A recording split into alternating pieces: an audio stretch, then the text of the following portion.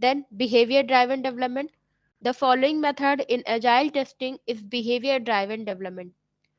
The behavior driven development enhances the communication between the project stakeholders to facilitate the members adequately and understood all the components before the development process begins. It is constructed on the same rules as test driven development and automated test driven development. Therefore, the code is developed as per the test case designed in this testing methodology too. The primary purpose of this development is to emphasize the identification of business needs and outputs, and the development should be consistent to a business output. In behavior driven development, we need to follow the below steps. First is describe the behavior. Second is generating the test case. Third is writing code as per the test case is specified. Then fourth is continuing the process until the code passes the test cases.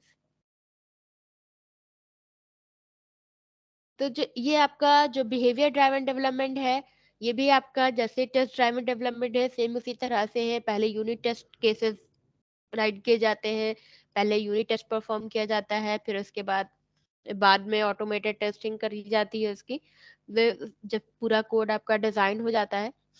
लेकिन इसमें क्या है, behaviour driven development है, इसमें हम लोग stake holders communication पे ज़्यादा फोकस करते हैं.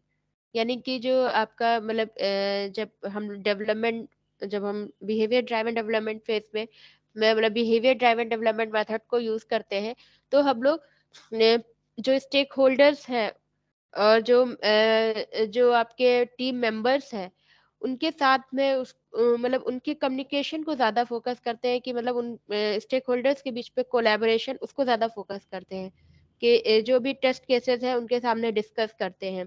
ठीक है. और ये कोशिश करते हैं कि जो क्या बोलते हैं, जो आपका जो कंपोनेंट्स हैं, जो उसके सारे जो फेजेस हैं, जो कंपोनेंट्स हैं, उसके बारे में वो पूरी अच्छी तरह से वो अवेयर हो, उनको सारी चीजें समझ में आ रही हो, यानी कि उनसे ज्यादा कम्युनिकेट करते हैं. ठीक है.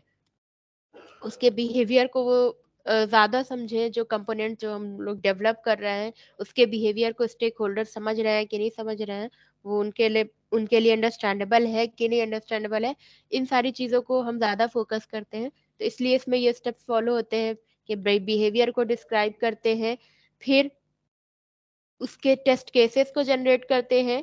ठीक है. फिर उस टेस्ट केसेस के अकॉर्डिंग हम लोग कोडिंग करते हैं, फिर प्रोसेस को कंटिन्यू करते हैं until the test cases is passed. ठीक है.